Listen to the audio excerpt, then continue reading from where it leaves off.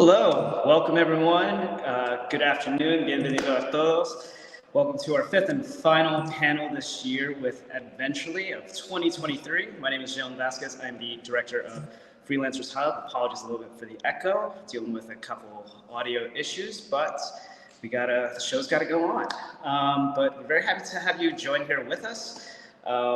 Just to let a couple people know of who we are at Freelancers Hub. We are operated by Freelancers Union and funded by the Mayor's Office of Media and Entertainment here in New York City. We offer various programming, pretty much both virtual and in person, to help freelancers develop their business skills, to take their business to the next level, and pretty much become their own boss. Freelancers Union also helps freelancers obtain affordable health insurance, as well as other resources as well, like pushing advocacy to help protect freelancers by passing the Freelancers and Free Law, which is now effective in New York City, LA, Seattle, Missouri, I believe, and a couple other cities. And we're working on expanding that to hopefully one day be nationwide. So all freelancers are protected, so they're not stiffed by clients and dealing with unpaying clients and anything like that. But be sure to check out all of our other resources at freelancersunion.org. But yeah, let's get on to today's special event. So today we're going to be talking about how to be a responsible digital nomad with wonderful guests, speakers based in Medellin, Colombia. Hopefully you've attended some of our previous events in the past before. If you haven't seen some of those panel talks, be sure to check those in our playlists on our YouTube page. We pretty much have a couple other cities as well. Last time we were in Cabo Verde in Africa. So now we're coming back all the way to South America again. But before we do introduce our very special guest speakers, I would like to introduce pretty much the brains of this whole series, this whole event, which I'm very happy to be a part of and be invited to take place in, the CEO and founder of Eventually, Ms. Mita Carriman. Hey, thanks for the introduction, Jalen. And hello, everybody. My name is Mita Carriman. I'm the CEO and founder of Eventually. At Eventually, we offer incredible, inspiring work from anywhere experiences for digital nomads and remote workers. Some of those are group workations, and then we also have custom trip planning if you want to plan a nomadic adventure for up to 4 weeks abroad in a number of really popular cities. For today's event, we're going to be exploring one of the most popular digital nomad destinations in the world, which is Medellin, Colombia. I've personally had some time to travel and work remotely there. And it's just a really fantastic city and very easy to get to from the United States. I want to bring up my slides really quickly. Hold on a second, just so I can give you guys some background on what New York City Nomad Village is and how all of us came together. So New York City Nomad Village is a virtual village and event series supporting responsible approaches to digital nomadism worldwide. And it's brought to you by Eventually, along with some other fantastic brands, which include Freelancers Union, Freelancers Hub, Nomads Giving Back, Insured Nomads, and Fora. So why are we exploring conversations around responsible digital nomadism at New York City Nomad Village, and why virtually from New York? Well, my personal journey in nomadism started 6 years ago, and I noticed that as this movement has grown, a lot of people, when they reach a destination, they're sort of figuring things out in real time. And a really important part of the nomadism puzzle today is around integration, responsible integration, and making sure that there aren't these really heavy tensions between the nomad population and the local population. And so my thinking was, well, maybe there can be better support tools and education opportunities before we leave the US soil to get to these other fabulous destinations. So our motto at New York City Nomad Village is responsible nomadism starts at home. And then why in New York? Well, out of the United States, the most popular state that is exporting nomads, so to say, is actually New York. So that's how this all came about. So we have Eventually crafted our own personal framework around responsible digital nomadism, but I think it's important to know that our framework was based on the existing framework on responsible travel. So the framework for responsible travel has been around for many years, and it has 3 basic pillars. The first is being socially, economically, and environmentally aware of when you travel. The second is understanding how your actions can impact a destination. And the last is striving to ensure that this impact is a positive one. So again, we took this established framework for responsible travel, and here's at eventually how we use that to create our personal framework on responsible digital nomad travel. So we have a few different points that we think are important for digital nomads as of today. So the first is making sure that the local economy is boosted. And what that comes down to is really trying to make intentional shopping decisions when you're going to restaurants or if you're booking a hotel, to really try to, do a little bit of due diligence to make sure that it's locally owned so that the local destination can really appreciate and enjoy that economic boost. The second is preservation and respect for local heritage, the language, and then the environment, and making sure that the local jobs are preserved and grown for locals, not for nomads. So, for example, of course, when you get to a new destination where maybe the language is not your first language, there's going to be a learning curve. But language, really taking the time to try to learn a few basic words in the language of the destination you're staying in. And of course, the principle of nomadism is that you're working remotely. So your job is back home. You should not be seeking jobs in the destination that you're staying in. The third is being conscientious around local housing and making sure that the local housing doesn't become sparse or overpriced. So where we've seen problems with local housing getting overpriced are sometimes when nomads might take out a 6-month or 1-year lease. And let's say maybe they want to go back home for a month or 2 months. And so they're like, oh, well, I'll sublet the place. And instead of subletting the place at the actual value of the rental, sometimes they start to hike up the price so they can make extra money. And that's not fair to the locals, because what that does is that drives up the price of local housing and it makes it difficult for the locals to find their home. The next thing that we find important is intentionally integrating with locals and building friendships with locals, not just staying within a nomad expat bubble. So of course, it is very logical that when you get to a digital nomad destination, you're going to try to find like-minded people, and that's probably going to be finding fellow nomads from your home country.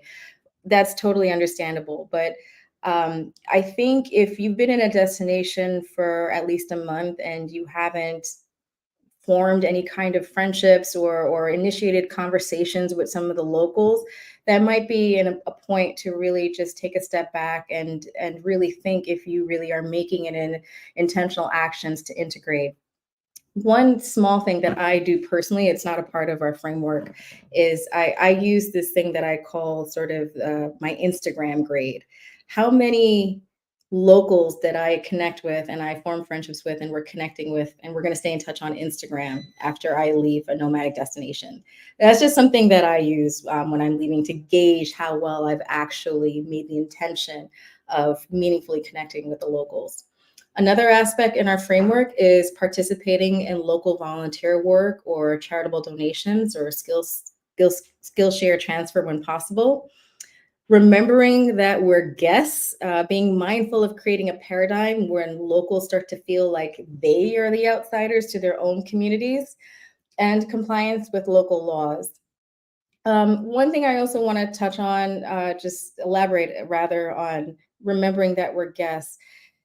I mean, it's so easy when you're working remotely, you're focused on work and deadlines and this and that. And, when you're going into local establishments, remember to make eye contact, remember to smile. Even if you don't speak the local language, a smile is always understood around the world. And that's an easy way to establish a baseline of communication.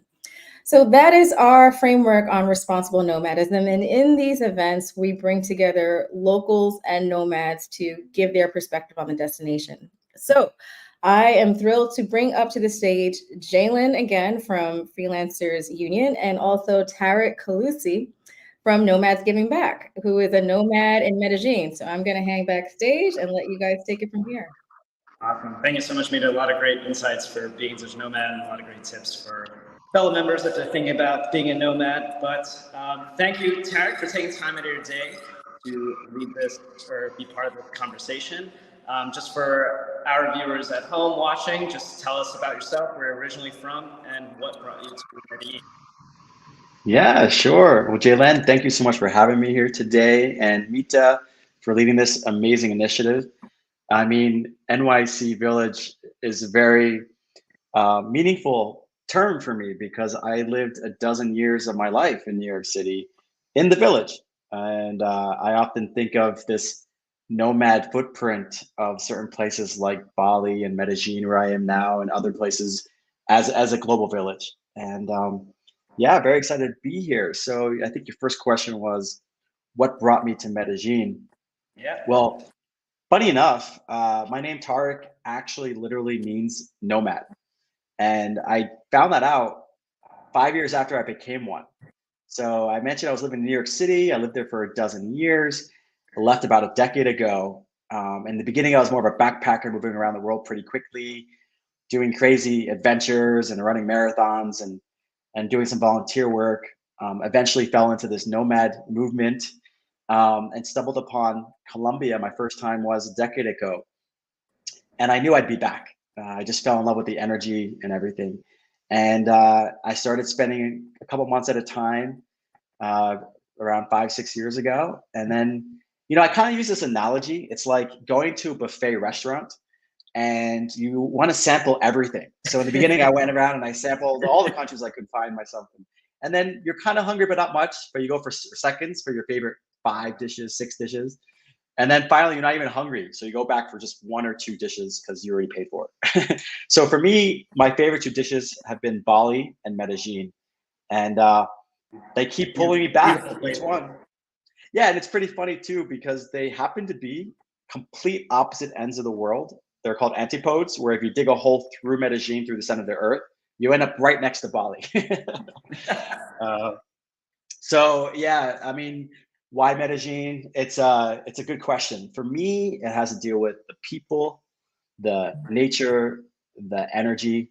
A lot of it is hard to explain. It's just this feeling that I get every time I come here, and every time I leave, I feel like I've grown a lot. I've benefited a lot during that period of time. And then I just had lots of meaningful experiences, from different projects I'm involved in to personal growth to relationships. Um, there's the people that I've met with and became good friends with here in Colombia are very heart centered. Some people use this analogy or this metaphor that like New Yorkers are more in the mind and Latin Americans, especially Colombians, are more in the heart. Um, and because I'm so New York programmed, I definitely benefit from being pulled closer to the heart. And it's very rich in culture. You know, I walked into this place a couple days ago that has one of my favorite quotes on the wall, and it is, uh, "There are no strangers, only friends you have yet to meet." And I feel like Colombians, when we get eye contact, when we meet each other, even if you're strangers, you don't feel like you're strangers. We're instant friends. No, that's totally a good point. I have some Colombian friends myself, and even just I guess that whole stereotype of like the Latin lover, like that goes for both men and women. Like everyone's just so friendly. Everyone like it is from the heart. So I can totally see that. I can just imagine just being in Colombia, like that in the heart of everything that you do feel the love from everybody. But Hmm. that sounds great. Did you know Spanish at all, a little bit of Spanish beforehand before moving, or did you just fully kind of go in blindfolded and just try to learn then on the spot? Yeah, I feel like whenever possible, it's to everyone's benefit, especially your own, to invest the energy to learn the local languages.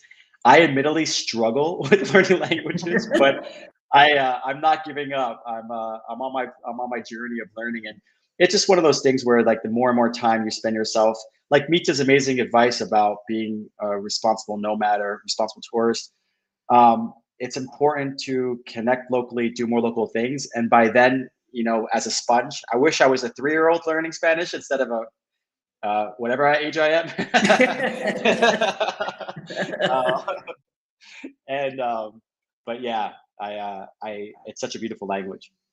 Yeah, no, I totally hear that. I'm still trying to brush up on my Spanish as well. Conjugating is hard. All the different tenses, it can be very difficult. But once you know a little bit of the basics, you can kind of understand. And I find that Yeah. the Colombian dialect is a lot easier. I mean, if you were in New York for a while, like comparatively to like a Puerto Rican or Dominican dialect, it's more or less night and day, I feel like, and a little bit easier to understand for someone, especially just starting out. But yeah, so I just want to go a little bit about to your work. So you mentioned a little bit of that you've kind of been in this nomad experience for a while now. So what triggered you to want to start Nomads Giving Back and Nomads Skillshare? Was it just your experience of Noah or feeling that something was missing, like just for this whole experience for other nomads, or like just tell me a little bit about that? Yeah, absolutely. So I love living in New York City. You know, it's one of my like favorite cities. It's one of the only places in the world where you can stay in one place and it feels like you're exploring the world without even leaving your block. So I definitely miss the city. I left about a decade ago, like I said. You know, a few serendipitous, powerful moments happened in my life all around the same time. A couple really positive ones and a couple challenges. And it gave me that inspiration to take a leap into the unknown and buy that one-way ticket. Um, as I was like exploring the world and exploring within, I ultimately found myself in these nomad hubs like Medellin, like Bali, and I fell in love with these nomads because they were often leaving the conventional life behind, chasing down their dreams, creating something. And I knew I wanted to get more into impact after my corporate career. And so I'd ask everyone, you know, how are you connecting with locals? And how are you giving back to these communities? And most of the time I'd hear the same answer. I don't know. But if you figure it out, let me know because I want to do the same. So when I heard that enough times, I recognized this gap, this opportunity to mobilize the collective power of the nomad movement. Like when I used to work at companies like Goldman Sachs, they had a corporate social responsibility division, CSR. So as an employee, if I wanted to volunteer or fundraise, do something good, there was a resource, a team that had all these partnerships and opportunities. But the nomads and expats were a collection of individuals, freelancers, entrepreneurs, remote workers, and there's a lack of organization, lack of leadership around it. So that's why I started Nomads Giving Back 5 years ago, was to help answer that question. I want to get back and I don't know how. Create more opportunities to burst the bubbles so that we can connect foreigners and locals to everyone's benefit. That's amazing. And do you guys do work just like solely in Medellin or just kind of everywhere around the world? Yeah, good question. We have hubs around the world. So Nomads Giving Back was actually launched in Medellin 5 years ago. In fact, one week from today, we're celebrating our 5th birthday. Yeah, thanks. If anyone's listening, please join us. We're going to be having events in 3 of our 6 hubs in Medellin, Bali, and Buenos Aires. We also have hubs, by the way, in Lisbon, in Madeira, in Playa del Carmen. And we're going to be having an online event, including an auction as well. So check out our information if you want to join online. And yeah, so like to answer your question, we are global. We have these 6 hubs, and a decent number of our teammates. We have about 30 to 40 actively involved volunteers, and another like 60 or so ambassadors around the world that are supporting our mission. A good number of us are based in the 2 hubs of Medellin and Bali, but most of us, I say the majority, are dispersed around the world. So like when we have like a team meeting, it feels like the United Nations, you know, and they're not in New York. They're all over the world. All different kinds of Yeah, exactly. That's hilarious. Oh, that's incredible. I can't even imagine just to, like, I've tried to work remotely just from the UK, from New York, and even just 5 hours difference is just, that was hard for me to adapt to, but maybe after a while I would have gotten the hang of it. With kind of that in mind, do you have any tips for any either nomads, entrepreneurs, freelancers who are looking to start a full business or their whole own company while nomading at the same time? Yeah, good question. So there's different ways to answer that question. The first place my mind goes is more on the personal, like productivity, self-management, because it's a lot to just run a business. It's another thing to run a business on the road. because there's a lot of temptations, right? The only reason we go somewhere is because we want to be there. And it's not like when I lived in New York City for a dozen years where I'm like, I'll check out the Statue of Liberty next month when my relative comes or something. You know, like if you're only there for a month or 3 months, there's a sense of urgency. You want to do a lot. So there is. As a New Yorker, you never go. Yeah, that is true. That is true. I think I never went in those dozen years, to be honest. I think I went in middle school or like a field trip. So I would say, number one, the first place my mind goes is like working on the discipline to realize that less is more. And I struggled with that. Like I want to do everything all the time, and I'm super over optimistic about what's possible. And then but you know, if you can get ahead of that sort of desire, trying to do everything all the time and see everything, and basically letting go of FOMO and embracing JOMO, the joy of missing out. And then in terms of the business side of stuff, you know, there's so many new like technology tools and best practices and resources and organizations and consultants that like, it's important to stay on top of the trends of how to become more productive and do more with less investment of energy, time, money. Like for example, our chief of sustainability, Mate, he launched a company recently to solve your question. It's called Rocket Squid. And it's a way for people, it's like, it offers like a roadmap and a playbook for someone like you or me that wants to start a company, telling us how to do it, what to do, but then also provides relationships and resources to make that happen. So yeah, so things like Rocket Squid is an example that I don't even know if that existed. I mean, it didn't exist, but things like that didn't exist not that long ago. Very cool. And specifically with your experience for Medellin, was it difficult when you first moved to like find housing and kind of just find like locals to befriend, or did you plan everything ahead of time? Because some people, they'll just go buy the ticket, worry about that issue once they get there. What was your experience with that? And do you have any resources that people can know about? I've tried it all. So when I mentioned I went to the buffet, I really went to the buffet. I picked out plate in hands. Yeah, I explored more than 100 countries, and I tried it all. So there's been times where I just show up. What I usually do is I book something for at least a few days, just to ground, but then get a feel of, you know, what areas I like, talk to locals, and get the current real information about what's going on. You know, word of mouth is the best way to find longer term housing. But when it's short term, you know, oftentimes I'm also looking to quickly integrate. So I'll stay at like hostels, you know, like a private room in a hostel, for example. Or sometimes I'm actually like so done with being like overcrowded in my thoughts that I decide to like camp out and hibernate and not integrate with anyone for a while. So it depends on where I'm at in things. But the more local information you can get, the better. And, you know, trying to stay away from the, you know, super, what's the word? Overplayed places, you know, like the one place that everyone always goes to, then I try not to stay at that place. No, I totally get that. It's like going to McDonald's and another. Yeah, exactly. I'll go once to see like what's their like national thing that McDonald's has, but yeah, I totally get yeah, like for example, sometimes there's a hostel that's like massive and everyone goes there. I usually don't stay there. I might check it out for events, but I won't stay there. Got it. Cool. So I have a few more questions for you because I do want to be respectful with your time, and I know we have a second speaker as well after this. So my next question is regarding food. I'm a little bit of a foodie. What is your favorite Colombian dish that you've had? And I'll tell you mine if you want. I mean, I don't know too many, but I just know what mine is, and it's delicious.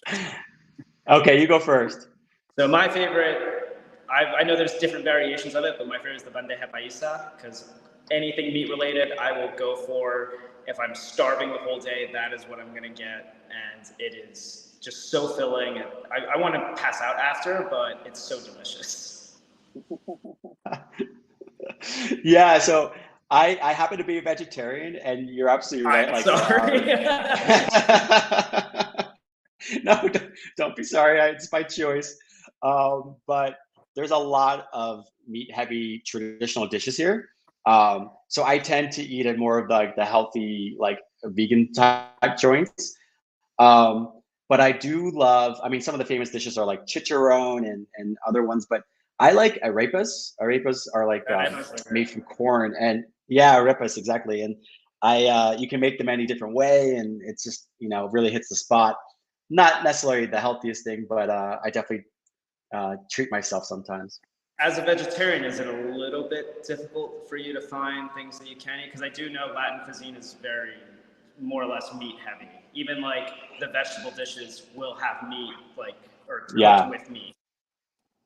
So I think that's a relative question compared to when I was living in Bali. You're right, absolutely. Like Bali has a lot of delicious vegetarian options, both local and Western, international.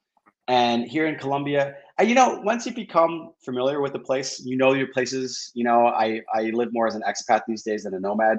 So I have my own food. I cook. I know my favorite restaurants to order from or visit. So I'm very happy. I love the restaurants I go to. And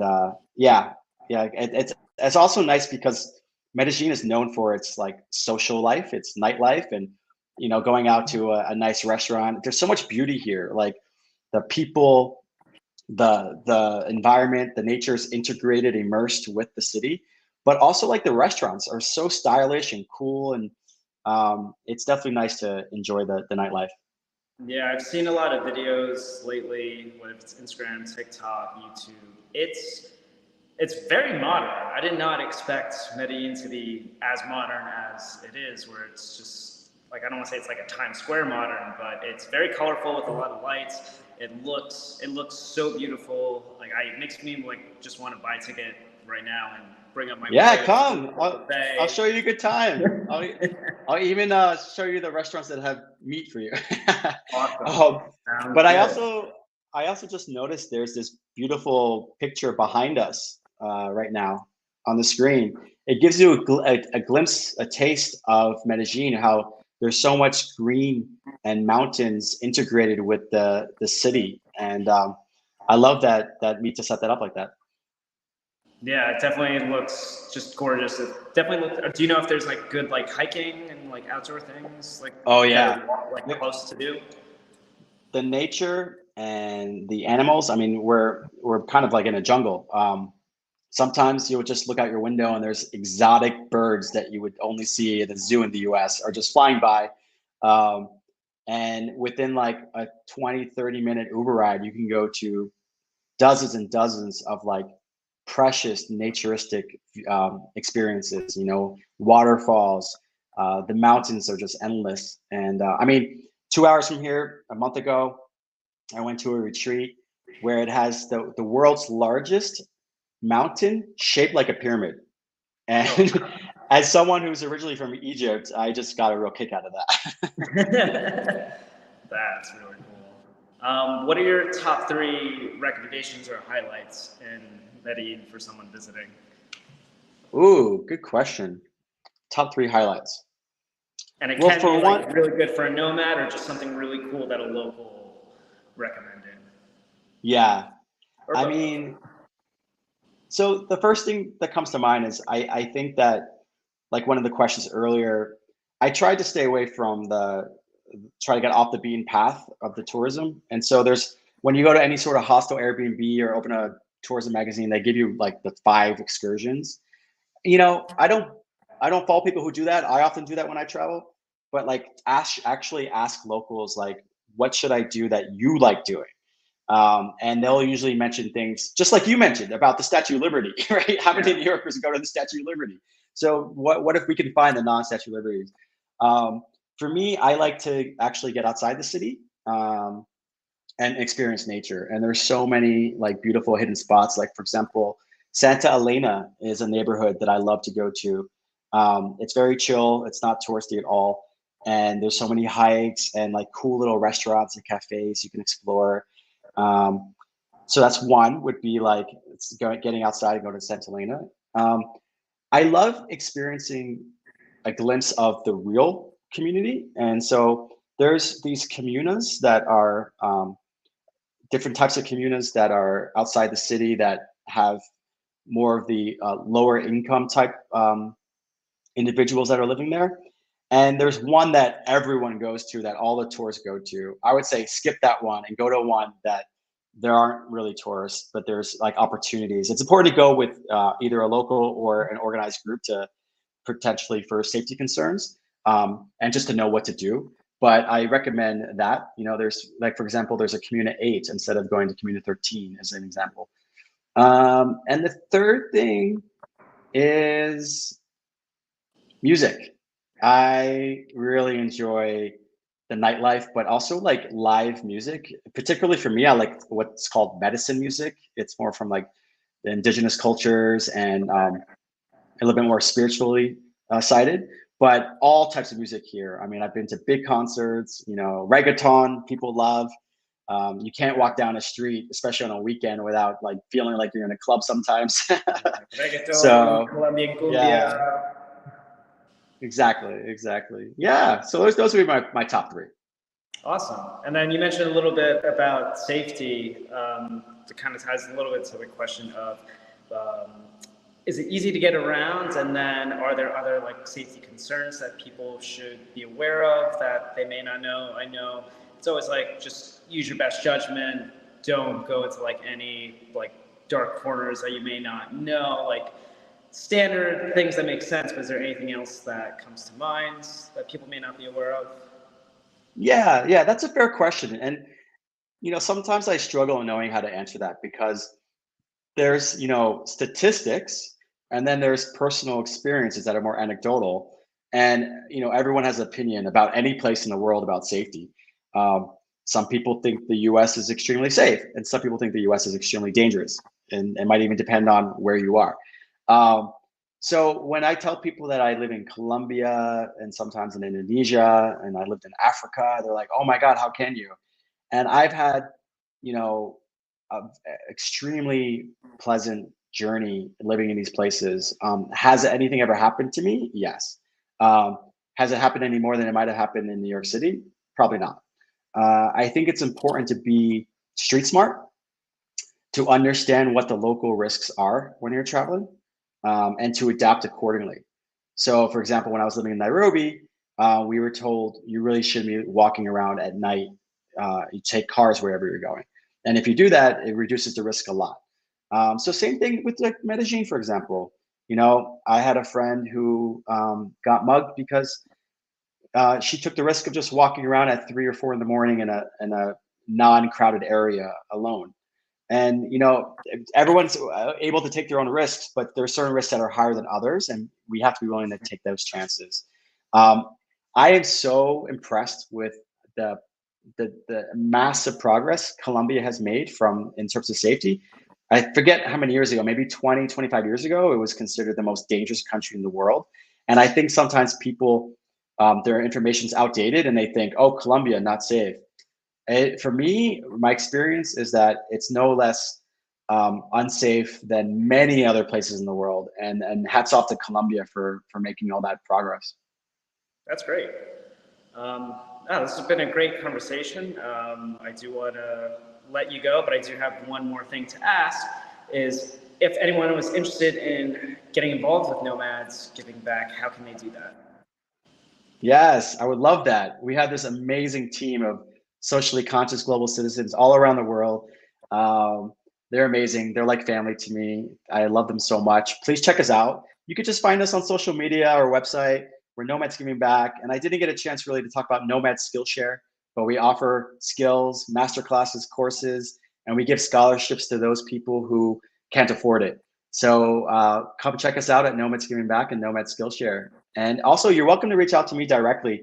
You can find me on LinkedIn or Instagram at tarek.world. I love hearing from people around the world. Thank you. Awesome. Thank you so much, Tarek. Hope you have a wonderful day, and I will definitely hit you up whenever I visit Medellin, because it's on Please do. Pretty much top 3 right now on my bucket list. So I would love for you to come join us. Awesome. Thank you so much. All right, so we're going to bring Mita back here to interview our next guest, Cmailo Olarte, the managing partner at Indie Hotel and Coliving.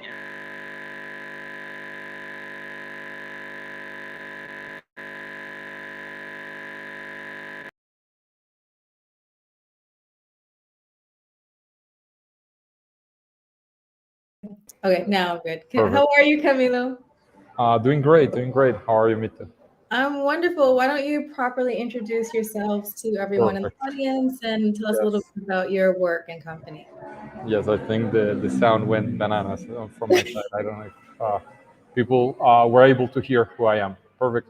So I am a serial entrepreneur from Medellin. I traveled the world before. Actually got inspired by my nomad lifestyle to start businesses around hospitality.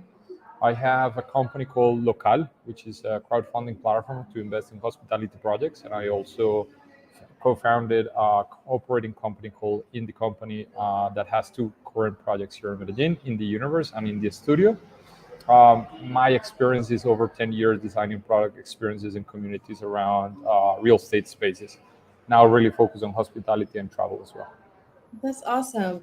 And what was sort of your journey into launching Indie specifically, which is a hotel and co-living space in Medellin? Perfect. So actually, Indie is a collaboration. It's not only me. I do have co-founders that started the company as well. And the inspiration came from not only noticing a space on the digital nomad landscape, right? So seeing all these people that are traveling different, but also understanding that not all nomads are equal, right? So you do have nomads that work on financial industry or that have different backgrounds, right? So we felt that sometimes like labeling, like digital nomads in a whole group and just creating a product, a standard product for that, it was the same as when we were labeled like millennials and we got like a standard product for millennials. So the inspiration really came from seeing that. Sorry, just give me a second. Yeah, it's nomading. See, friends, this is what it's like when you're even working remotely in your own neighborhood. This is nomad problems. Yeah, exactly. Especially when you're in real estate, they just start like drilling everywhere. But I just jail. Don't worry about it. So as I was saying, part of that it was noticing that a majority of nomadic communities work in the creative industries, and that most of them were designers, artists, entrepreneurs, but also content creators. So from kind of understanding the needs of that specific niche or that specific community of creative nomads, we understood that we needed to create a completely different product, and that's where Indie came to life, right? So our purpose as a company is to create a space for people to live, create, and grow around a universe of spaces and experiences. So meaning that we have co-living, co-working, content studios, and other spaces and services that really inspire people to create more. And when you're creating what you like, obviously the next step is growing. So that's why we say live, create, grow. And that's what happened in India, or we say it in Spanish, vive, crea, crece. And that's a bit of the inspiration behind it. Understanding creative communities, nomadic communities come together to create a big community of creative nomads, and that they needed a different product from just like a standard co-living. And that's what Indie is. That's brilliant, because I think there's a lot of value also in being around similar professional people that are involved with. When you're around other creative people, that's just going to boost your own creativity, especially in a beautiful place like Medellin. And I had a couple other questions. What neighborhood in Medellin is the hotel located in? So we are located, according to Time Out, in the coolest neighborhood of the world, right? So Laureles, Medellin. We made a big bet because at that time, like 4 or 5 years ago, when we started purchasing the properties, it wasn't a cool spot for travelers to be in. But we understood the core proposals of the neighborhood. So one is a really walkable neighborhood because Medellin is in a valley. So normally like Poblado and other neighborhoods are going to be on a hill, right? So walking somewhere is really tiresome or is not that convenient, while Laureles is in the center of the valley, so it's really plain. And as well, it has this unique architecture and urbanism because it was designed really more towards European models of urbanism. So you have a lot of like commercial spaces and small shops. So it really, when you come to Laureles, you feel in a different world, right? Like I would compare it to maybe Roma Norte, Condesa, or like these spaces in Mexico City that are quite popular for nomads as well. And the last one, I think, is a neighborhood that has a lot of historical culture towards creativity. So part of the founders of this space was Pedro Nel Gomez, which is a really famous muralist from Colombia. So it has always been connected to both independence and creativity. So that's why also from a more purposeful perspective, being here for Indy was the right choice. And right now, like we're the coolest neighborhood in the world. So like, I think we made the right decision. You did. So my very first nomad destination in 2017 was in Laureles. I stayed 5 minutes away from Éxito, which is like the Walmart of Colombia. And I feel as if a lot of nomads are drawn either to Laureles or the Poblado, which is, a little bit more luxury, so to say. But I was in Medellin in February, and I feel as if Laureles is definitely the more popular one these days. Have you noticed the shift from the Poblado to Laureles for nomads? So I think from my experience, both working in Selena and just like being a nomad myself, I think we tend to not like the touristic places. So you try to avoid touristic areas and go more towards the up and coming neighborhoods. And that's something that characterizes nomads a lot. And I feel Poblado already feels a lot of touristic hub, right? It's not a bad thing, right? Like you still have short-term travelers and you do have a lot of demand for that area. It has a big global brand, right? Poblado itself, more than only Medellin. But I think Laureles is that location for people searching for off the beaten path. And that tends to be quite attractive for nomadic communities. So I think that's the main difference. While you're still maintaining a lot of F&B offering, or like food and beverage, restaurants, cafes, bars, you have a lot of cultural offer as well. You have theaters, you have events happening. We're closer to the event center of Medellin, so there's definitely more to discover in Laureles than there is in Poblado, I feel, and it conserves as well that authentic, feeling about it, like the environment. You still see a lot of locals living here, working here, local businesses cater to local people. So I think that it is really attractive for nomadic communities because they want to feel they live in Medellin, not in like touristic Medellin. So I think that's what makes Laureles different and more attractive, as well as cost of living. I think compared to El Poblado, we're closer every day, and for me that I have properties here, that's good. I'm not gonna lie, but it's also going out to have a cafe is going to be less expensive. Just moving around is going to be less expensive, and definitely finding a co-living or a place to live is going to be less expensive as well. That's awesome. And how many rooms or units do you guys have in the hotel? That was a question that somebody had asked me to bring up. Sure. So we currently have two properties. One is completely focused on co-living, so only at 3 to 6 months terms, and we deliver like a basic unit for living in that space. That's the smaller one, has 32 units in total, or 32 studio apartments.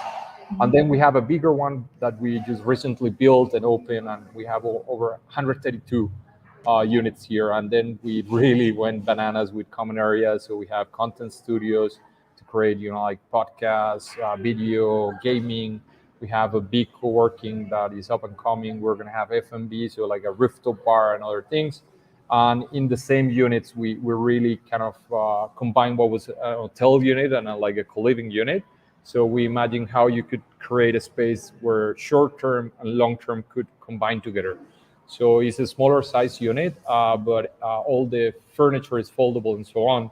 So you can have a living room, a working studio, or like a bedroom in the same space. And that makes it that for long-term living, like 3 months, 6 months, is more comfortable than just like an hotel room. That's wonderful because, finding a place that you can reliably stay and work from and that has good internet that you can count on is good, because sometimes staying in a hotel for long term, it just doesn't feel personable. And, people have different opinions on Airbnb. So I think knowing that you're a local company and that you can stay there long term to work remotely, it's a wonderful solution that I hope folks listening can definitely take advantage of. And, since you guys have so many units available to serve the nomad community, I'm just curious on your personal thoughts on digital nomadism, just where you see the movement growing in general and then in Colombia. So we have been tracking the numbers, right? And I think on my pitch deck, we had around like 10 million nomads, or like self-declared nomads in the US. And last time that we updated that number was 35 million. And like we're talking about like a 3 to 2 year span, right? So I'm not going to say the studies are 100% reliable, right? Because there's a lot of surveying and things that, like mapping this ecosystem is really hard, but it's definitely growing. And post-pandemic, like virtual work became a reality for everybody. So I think that really enabled the lifestyle. Not necessarily saying that every like virtual worker is going to be a nomad, but somebody that was thinking about it and maybe was limited by its work, or like it wasn't freelancing, or it wasn't like an entrepreneur, but actually an employee, now has that option of like being a nomadic, in the nomadic lifestyle. So growth is definitely something that I would factor in. Like this is just going to keep growing for a while. But I think it also has come with certain challenges, right? So especially for remote locations, the impact is felt, right? Like you can talk about Nosara, Costa Rica, Bali, and other places where local population is small. So you like grab a population of like 5,000 or like even 1,000 people coming there with a different spending behavior, income, that's definitely going to affect. But then when you see urban centers like Ciudad de Mexico, Lisboa, Portugal, Medellin, like saying that 5,000 people are going to affect a whole city, I think that's a little bit like overblown, right? It definitely affects certain areas, definitely, but I think a whole city of 4 million people, like the Valley of Aburrá, that is the city of Medellin, with all the other cities that are in proximity, like 5,000 people are not that felt, right? So I think the impact of nomadism is going to be more felt in remote locations than in big urban centers. And then what I really are interested in is how this, like different lifestyle is going to start creating business opportunities. And that's where I'm mostly focused. I'm a serial entrepreneur. I love the lifestyle. I do believe in the lifestyle. So I think around there's so many problems when you're nomadic. So from the logistics of traveling, from banking, from insurance, from real estate ownership, from just living, right? So there's so many opportunities around this community to serve them and to, like facilitate that you don't have a second job that is traveling. I think that's where the nomadic movement is really going to be really interesting. How many businesses are going to be developed around this? I used to work on one that was called Selena, that was really like solving the hotel accommodation thing. Then I got to meet, as director of innovation of that company, I got to meet many proposals around that. And I think that inspired me to start my own business around that, right? So LOKL actually was born as a solution for digital nomads ownership of real estate spaces and how that would be going to be solved. We haven't come to that part yet, but definitely Indie is something that is serving that community right now. Wow, I mean, your passion for this space just pours over. It's infectious. So yeah, thank you for sharing your perspective on that. And one of the most important pieces of these conversations is not only hearing just the local thoughts around nomadism, but of course, the advice that you as a local might have for the nomads that are coming to Colombia, coming to Medellin, coming to Laureles, and they're becoming a part of the local community. I mean, they're interacting with and mingling with it, because there are some destinations where there is a tension that is happening. I'm just curious, like, what would be your advice for, nomads coming from Canada, US, that, hey, this is how you can come here and responsibly approach your experience? So definitely, as I said, like when you're coming to a new place, you're going to affect it positively and negatively. There's no work around that, right? So if you have a bigger income or like a different spending behavior, a different culture, you're going to come to a place and you're going to transform it, and that place is going to transform you. And that's the beauty of traveling. I think there's a quote of Anthony Bourdain that says, like, travels change you in a way that you never know, right? And that thing I think is the beauty of traveling, right? Like how it transforms you, but also how you transform the places you visit. The question is more towards how do you do more positive than negative? You're definitely going to do negative. Only from the carbon footprint of jumping into a plane, you're doing negative, right? But if we really torture ourselves around that, like, so then we would stop traveling, and then like all the positive side is going to stop. So my suggestion for people traveling to places is, one, be really mindful of the local culture and be respectful of that, right? Because you don't necessarily need to share it, but if I were to travel to the Middle East, I'm not going to impose my, like Western values into that and say like, oh, everything you're doing is bad and like this is how you should do it, right? So it's the same for Latin America. Sometimes you're going to see things that are not, like aligned with your values or with your vision or with your culture, but you need to be mindful and respectful of that and not be judgmental. I think that's one. So when you're having conversations with locals, when you're doing businesses with locals, or just interacting, not trying to impose your culture onto them, and trying to understand a little bit more of their culture and their reasoning behind all the decisions they make, I think is an important part of being a more conscious traveler. The second part is more towards something that Tarek does really well, and it's like, how can you give back to the place, right? Yes. So of course you're taking from the place, you're taking experiences, you're taking like resources, you're taking all these things that is natural to take because you're a human being and you exist, right? But how you can do a net positive in the sense of like, how can you give back, right? So only from spending on the place, that is good. I think from a business perspective, we always appreciate, like money coming into our city, but also there's a part of cultural exchange. So if you have skill sets, if you have ways of, like providing for the local community, that's also going to be appreciated. While maintaining a sense of non-superiority, right? Like, so it's not like, oh, I came to solve your problems, or like I came to teach you because you don't know how to do it. No, it's more like, hey, I have this to give. If you want to receive it, I'm more than willing to give it, right? From like that skill set and knowledge perspective.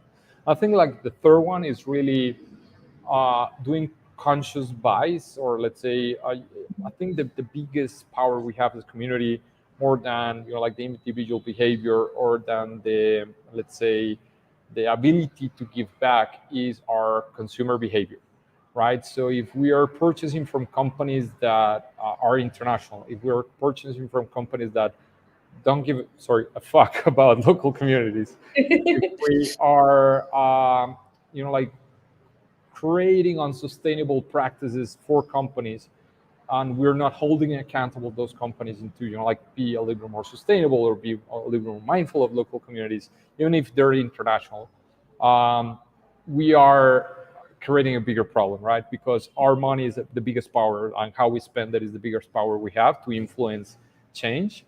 And I think that is like, how can I do it? Just like go to the website, see if they have any impact policy, understand who is the owner behind the company. Is it a big conglomerate or it's actually a local business? Ask for like sustainable practices, ask for how they're impacting the community.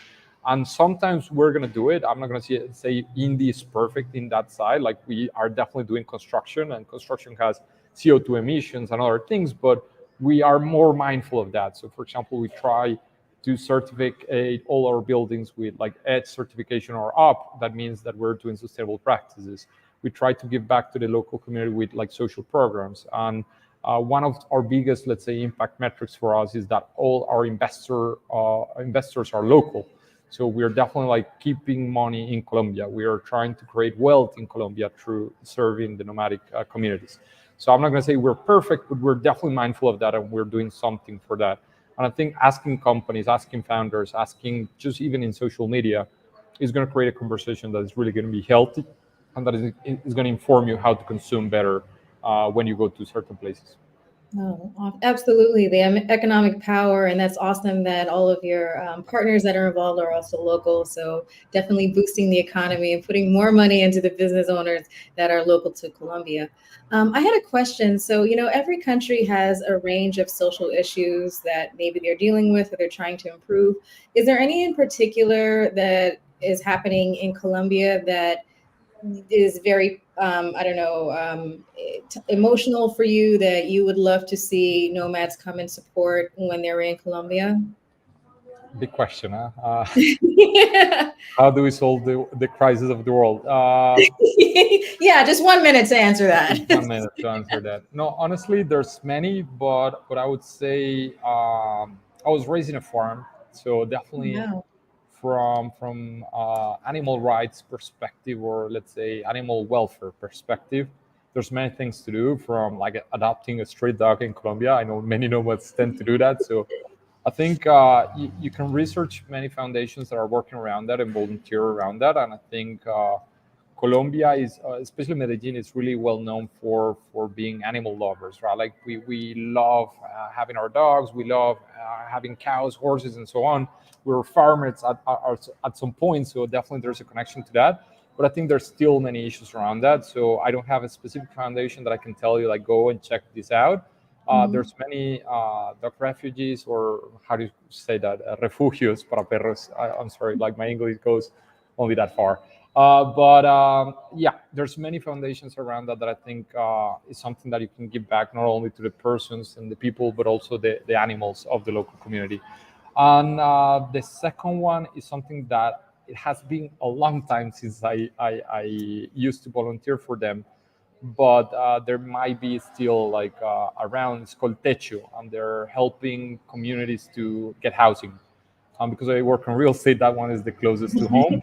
So Techo is really helping desplazados by violence, right? So displaced people from the conflict of Colombia to get, like a home or a techo, like a roof. And I think that one is an amazing part because they don't only give it away; they actually sell it to them in a symbolic price. So they need to get a work, like a job, and they need to work for it. And it's actually more of a social program into how you stabilize somebody that has lost everything, and you give them a stable base to grow. So I think I'm going to search for the link and send it really quickly on the chat. But I think that one is the one closest to home. And I think for me is something that you can work on in many different ways, from donating to actually help build the places and so on. I hope they're still around, but yeah, they still have their website here, so I'm going to send it on the chat. Thank you. Yeah, we'll put it in the show notes also so that folks can find it. That's a great resource that you shared. And, just to sort of wrap up the conversation, I'd love to ask you some questions that sort of dive deeper into the culture of Medellin. So what do you think are some historic or traditional things around Medellin that are very distinctive to Medellin versus other parts of Colombia that you think are interesting? It's funny how my brain goes immediately to like the bad things. Man. To not sound kind of like cliche, I would say one, something that is beautiful of Medellin is just the scenery. Yeah. So when you're here, you're gonna see that there's always like green around it because of the mountains. So definitely something that I think characterizes this city above many other. Because normally like big cities are next to the sea, and here you're like have a big city in the middle of the mountains, and that also gives you great hiking spaces. Which traveling around, I have never seen a city where you have like more than 10 or 20 waterfalls, like super beautiful waterfalls around, just like 30 minutes from the city, and you have that here in Medellin. So that's something for people that like hiking, I think is quite characteristic. The other one, I would say the people, and paisas, as we are called, people from Antioquia, which is the department where Medellin is, are really hospitable in a way which is funny, like really about being warm, but also I'm thinking about like the two sides of the story. We're really close people, so we're gonna treat you as a king or as a queen, saying like, hey, come to my house, have like coffee, whatever. But to really create bonding and create friendships, we take a long time, and like trust is something that you have to earn here in Medellin. So I think that makes that the people in Medellin are quite unique, right? Because nobody's so hospitable, but at the same point, like so distant in so many ways. And I would say the third one is going to be more of, I think, the entrepreneurship side of the city. Mm-hmm. So there's a study around, like why we are a city of entrepreneurs and why we're a city that was named the most innovative city in the world at some point. And I think it's because we were really resilient. So we are used to change. We're used to uncertainty, and we're used to challenges, not only from, let's say, the perspective of the violence that the city lived at some point, and like the narco traffic and everything that happened, but also just from being a city in the middle of the mountains that didn't have much communication with the other world. So it's a city that has provided for itself for a long time. And I think that makes it that it's a really resilient city, and that is able to create, like, and solve its own problems. So I think that also is quite characteristic of Medellin. And at the end, we have also regionalismo, which is we're really proud people, which can be for good and bad. But we're really proud of our city, and we take a lot of care of it. Well, you have a lot to be proud of in the city. I mean, when you set foot into Medellin, there's something really electrifying about it. It's deeply electrifying, and then it's just you have to stop and then take in all the scenery because it is so profound. I had 3 quick fire questions to sort of close out the conversation, if that's okay, about Medellin. The first one is always an interesting one when we ask this to guests. What is something that you'll absolutely see in pretty much any household in Medellin? Like you walk in there like, oh yeah, someone from Medellin lives here. That is a good question. I think I'm inclined to say we're a really Catholic city. So you're going to see either a cross or a virgin. And that's something that is really going to characterize Colombia, especially like older Colombians' homes. You're going to have some religious symbol around Catholic religion. So yeah, I will go with that. Okay, that's fair enough. What's something that always makes you smile about Medellin? The weather. The weather. I have lived abroad, and I'm really spoiled. I bitch a lot when like it's raining because like we have really good temperature and like sunny days most of the year round. So definitely like that, it influences a lot, emotions. So it actually makes me smile. You guys are called is it the city of eternal spring, I think? Yeah, eternal spring. I think it's an overstatement, but yeah, we do have like a winter here, but it's definitely not as bad as Europe or like the States when you have like these really long nights. And yeah, definitely spoil around the weather. And the last quick fire question: what is a Colombian musician that everyone should go to Spotify right now and look up, a past or a present? Sorry, could you repeat that one? I lost you. Yeah, a Colombian musician that everyone should go to Spotify right now and listen to, past or present. I'm gonna say Fate. So it's FEID. That's a reggaeton singer from Medellin. It's just like up and coming, and he has really good rhythms. I would say it's our Bad Bunny. Like we have our Fate, and he's like already done collaborations with all the big reggaeton singers. So if you want to like be actual, and when you go clubbing in Medellin, you actually know some of the songs, definitely search for Fate and listen to some of the tunes. We actually put out a monthly playlist at Eventually, so he's going to be like top and center in our playlist next month. And then the last question that I have for you, and thank you so much for taking time out of your busy day to come and talk to us. You love the questions and the responses that you shared. What does the future hold for Indy and also for you as well? What's up next for you guys? Definitely. So I would say short, mid, and long term. So short term, finishing up all the projects that we have here in Colombia, stabilizing, and really inviting you to go and see them. Like it's going to be our main focus right now, like the 2 locations we have, at least for 6 to 12 months, and then we're going to start focusing again on international expansion. We want to be in creative hubs around like North America and Latin America. So we are definitely going to Mexico City, Miami, between others, and really creating that vibe where you can just like travel around indies and you're going to be a part of a community that really gives you that sensation. And I would say in the long term, we're definitely seeing how we can serve better the nomadic and creative communities, not only with spaces and services around those spaces, but actually other kind of stuff. Meaning that we are seeing into mobility financing and other options that are really going to be catered towards that. And let's say a first step of that was LOKL, that allows you to have ownership of India at some point. And for myself, I think I'm going to be in Medellin for the time being. I renounced my nomadic lifestyle like 3-4 years ago. I'm starting to travel again, but I don't think I'm going to go full nomad again. Just from the perspective, when you have real estate, you have to be present. We have a saying in Colombia, Ojo del amo engorda la bestia, which I'm not gonna care to translate. It's gonna sound terrible, but it just means like when you're in a place that you own and that you really belong to, that is gonna make it grow. And I think that's gonna be my near and future. And it's gonna be being here in Medellin, working on our businesses, and just being host of many beautiful people that are gonna come and share their stories and the culture, and hopefully from that I'll get the experience of traveling again. Awesome. Well, thank you so much again. And folks, if you want to learn more about Indy and make a reservation, go to indy.com/co. And on Instagram, they're indyuniverse.life. Cmailo, thank you so much. Really appreciate having you. I'm gonna welcome back up Jalen to come back up on the stage for us to close it out. Oh no, we have some kind of a sound before.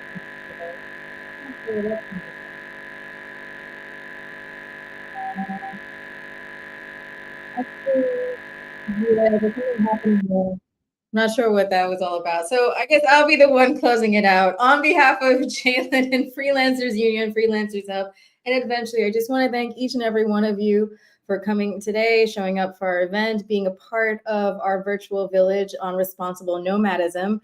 So we had a whole year of programming, and what's coming up next is all of the events that we did this past year. We're going to be converting them into audio podcasts that we're going to be uploading onto Spotify. So you'll be able to hear all the episodes and all of the tips on responsible nomadism from Mexico City to Dubrovnik to Africa to Medellin.